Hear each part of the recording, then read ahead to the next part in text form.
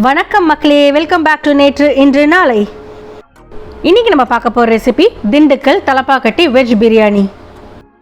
இந்த பிரியாணியை நம்ம சீரக சம்பா அரிசி வச்சு தான் பண்ண போகிறோம்.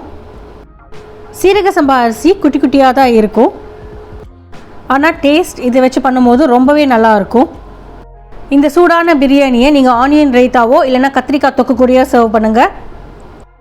மிச்ச பிரியாணிக்கும் இதுக்கு என்ன டிஃப்ரென்ஸ்னால், இந்த பிரியாணியில் முதல்ல நம்ம ஒரு பவுடர் அரைச்சிக்க போகிறோம், ரெண்டாவது இதுக்கு ஒரு பேஸ்ட் அரைச்சிக்க போகிறோம், அப்புறம் இந்த பிரியாணியில் நம்ம சின்ன வெங்காயம் யூஸ் பண்ண போகிறோம். இந்த பிரியாணிக்கு தேவையான இன்க்ரீடியன்ட்ஸ் உங்கள் ஸ்க்ரீன்லேயும் வருது, நான் டிஸ்கிரிப்ஷன் பாக்ஸ்லேயும் கொடுக்குறேன். நான் இன்றைக்கி 2.5 கப் சீரக சம்பா அரிசி எடுத்திருக்கேன். அரிசியை நல்லா களைஞ்சிட்டு ஒரு 20 நிமிஷத்துக்கு ஊற வச்சுக்கலாம். அடுத்தது நம்ம ஒரு பிரியாணி பவுடர் ரெடி பண்ண போகிறோம். ஒரு பிளெண்டர் ஜாரில் ஒரு குச்சி பட்டை, 1 டீஸ்பூன் ரோஜா இதழ்கள், பாதி மேஸ், 4 லவங்கம், 2 பிரிஞ்சி இலை, 2 ஏலக்காய், 1 டீஸ்பூன் சோம்பு பொடி, 1 டீஸ்பூன் தனியா பொடி, 1 டீஸ்பூன் ஜீரக பொடி, அப்புறம் 1 டீஸ்பூன் ஸ்டோன் ஃப்ளவர் சேர்த்து நம்ம பொடி பண்ணி எடுத்துக்கலாம். உங்களால் எவ்வளோ ஃபைனாக முடியுமோ அவ்வளோ ஃபைனாக பொடி பண்ணி எடுத்துக்கோங்க. அடுத்தது நம்ம ஒரு பேஸ்ட் ரெடி பண்ணி வச்சுக்கலாம். அதுக்கு பிளெண்டர் ஜாரில் 20லேருந்து 25 சின்ன வெங்காயம், ஒரு முழு பூண்டு, 2 பச்சை மிளகா, 2 இன்ச் இஞ்சி துண்டு சேர்த்து நம்ம விழுதாக அரைச்சி எடுத்து வச்சுக்கலாம். வெங்காயத்தோட தண்ணியே போதும், பெருசாக நம்மளுக்கு எக்ஸ்ட்ரா தண்ணி எதுவும் தேவைப்படாது. அடுத்தது பிரியாணி பண்ண போகிற பாத்திரத்தை எடுத்துக்கோங்க. அதில் 1/4 கப் எண்ணெய், 1/4 கப் நெய் குத்தி சூடு பண்ணிக்கலாம். எண்ணெய் நெய்யும் சூடானதுக்கப்புறம் 2 குச்சி பட்டை, 2 ஏலக்காய், 4 லவங்கம், 2 பிரிஞ்சி இலை சேர்த்து நம்ம வாசனை வர வரைக்கும் அதை வறுத்துக்கலாம். இந்த மசாலா பொருட்களோட வாசனை வர ஆரம்பித்ததுக்கப்புறம் 2 வெங்காயத்தை தின்னாக ஸ்லைஸ் பண்ணி இதில் சேர்க்க போகிறோம்.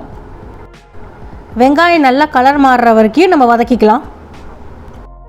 வெங்காயம் நல்லா வதங்கினதுக்கப்புறம் நம்ம முன்னாடி அரைச்சோம் இல்லையா, இஞ்சி, பூண்டு, பச்சை மிளகாய், அதுக்கப்புறம் சின்ன வெங்காயம் போட்டு ஒரு விழுது, அதை இதில் சேர்த்து நல்லா வதக்கிக்கலாம்.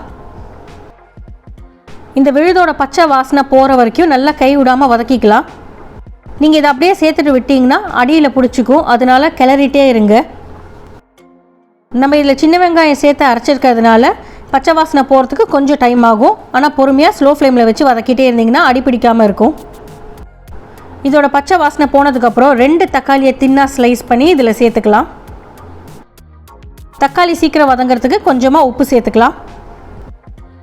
இந்த மாதிரி கை விடாமல் தக்காளியை வதக்கிட்டே இருந்திங்கன்னா சீக்கிரமாக சாஃப்டாக ஆகிடும். தக்காளி நல்லா சாஃப்ட் அண்ட் முஷியாக ஆற வரைக்கும் நம்ம இதை வதக்கிக்கலாம். தக்காளி நல்லா சாஃப்டாக ஆனதுக்கப்புறம் 2 கைப்பிடி புதினா சேர்த்துக்கலாம். புதினா கொஞ்சம் தாராளமாக சேர்த்துக்கோங்க, அப்போ தான் நம்மளுக்கு நல்ல ஒரு ஃப்ளேவர் கிடைக்கும். இப்போ கொஞ்சம் புதினா சேர்த்துட்டோம். அப்புறமா நம்ம தம் போடுறதுக்கு முன்னாடி கொஞ்சம் புதினா சேர்த்து தம் போட்டுக்கலாம். புதினாவை நல்லா இந்த கிரேவியோட மிக்ஸ் பண்ணிவிட்டு 1 டீஸ்பூன் மஞ்சள் பொடி சேர்த்துக்கலாம். காரத்துக்கு 2 டீஸ்பூன் சிகப்பு மிளகாய் பொடி சேர்த்துக்கலாம். நம்ம ஏற்கனவே 2 பச்சை மிளகாய் அரைச்சி சேர்த்துருக்கோம்.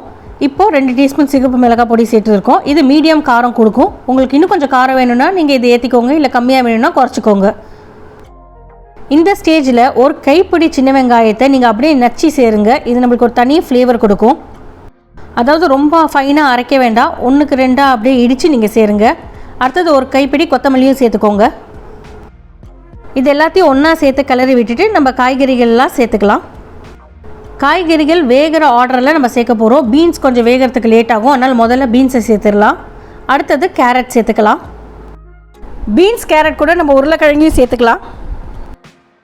ஆக்சுவலி இந்த பிரியாணியில் சோயா சேர்க்க மாட்டாங்க, பட் உங்களுக்கு பிடிக்கும்னா நீங்கள் சோயாவும் சேர்த்துக்கலாம். எல்லாத்தையும் ஒன்றா சேர்த்து நல்லா மிக்ஸ் பண்ணி விட்டுருங்க. கடைசியாக இது கூட நம்ம காலிஃப்ளவரும் பச்சை பட்டாணியும் சேர்த்துக்க போகிறோம்.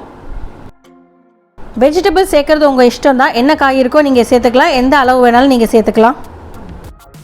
எல்லா காயிலையும் மசாலா படுற அளவுக்கு நல்லா மிக்ஸ் பண்ணி விட்டுட்டு நம்ம இந்த ரெசிபிக்கு தேவையான அளவுக்கு தண்ணி சேர்த்துக்கலாம்.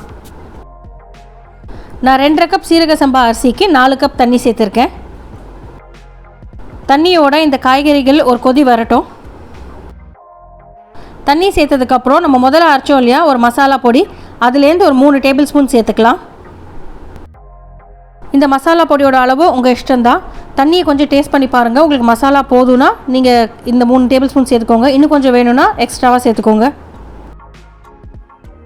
காய்கறிகளோடு சேர்ந்து அந்த தண்ணி நல்லா கொதி வரட்டும்.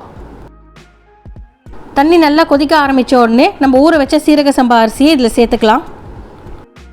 நீங்கள் அரிசியை ஊற வைக்கலைன்னா இன்னும் கொஞ்சம் எக்ஸ்ட்ராவாக தண்ணி சேர்த்துக்கணும். உங்கள்கிட்ட கேசர் எசன்ஸ் இருந்தால் அதில் ஒரு 1/4 டீஸ்பூன் சேர்த்துக்கோங்க, நல்லா ஃப்ளேவர் கொடுக்கும். எசன்ஸ் சேர்த்துட்டு நல்லா மிக்ஸ் பண்ணி விட்டுருங்க. ஒரு எலுமிச்சைப்பழ ஜூஸையும் இதில் நம்ம புழிஞ்சு விட்டுக்க போகிறோம். எலுமிச்சைப்பழ ஜூஸ் சேர்த்துட்டு நல்லா மிக்ஸ் பண்ணி விட்டுட்டு மேலே புதினா கொத்தமல்லி தூவி விட்டுக்கலாம். கடைசியாக 1 டேபிள் ஸ்பூன் நெய் சேர்த்துட்டு நம்ம மூடி தம் போட்டுடலாம். 20 மினிட்ஸ் ஸ்லோ ஃப்ளேமில் இதை நம்ம குக் பண்ண போகிறோம். இருக்கிறதுலேயே லோவஸ்ட் ஃப்ளேமில் வச்சுடுங்க. 20 மினிட்ஸ் ஆனதும் அடுப்பை ஆஃப் பண்ணிவிட்டு ஒரு 15 மினிட்ஸ் இதை அப்படியே ரெஸ்ட் பண்ண விட்டுருங்க. அதுக்கப்புறம் இதை நம்ம கலரிட்டு சர்வ் பண்ணலாம். சர்வ் பண்ணுறதுக்கு முன்னாடி நல்லா மிக்ஸ் பண்ணிவிட்டு சர்வ் பண்ணுங்கள். ரைத்தா இல்லைன்னா கத்திரிக்காய் கிரேவி கூட சர்வ் பண்ணுங்கள். நம்ம சேனலுக்கு ஃபர்ஸ்ட் டைம் வரீங்கன்னா லைக் பண்ணுங்கள், ஷேர் பண்ணுங்கள், மறக்காமல் சப்ஸ்கிரைப் பண்ணுங்கள். Happy eating.